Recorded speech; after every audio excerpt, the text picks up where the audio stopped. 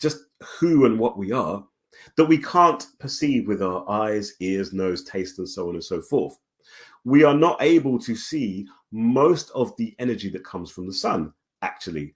Most of the energy that comes from the sun, and this is the point I made in episode 1 of the Pan-African Science podcast, most of that energy is invisible to human eyes, because the length, the way that we can only see wavelengths of a certain length, a certain proportion of the wavelength.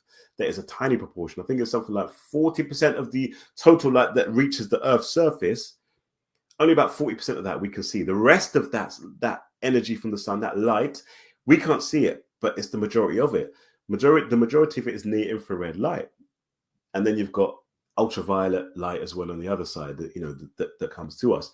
And those wavelengths, those portions of solar radiation, solar energy, have very significant impacts on our health, on our well-being, on our being, whether it be the ability, the regulation of our blood pressure, which is of ultraviolet light. And also near infrared light works in that, because it helps to trigger something called nitric oxide, which helps to lower our blood pressure and relax our blood vessels.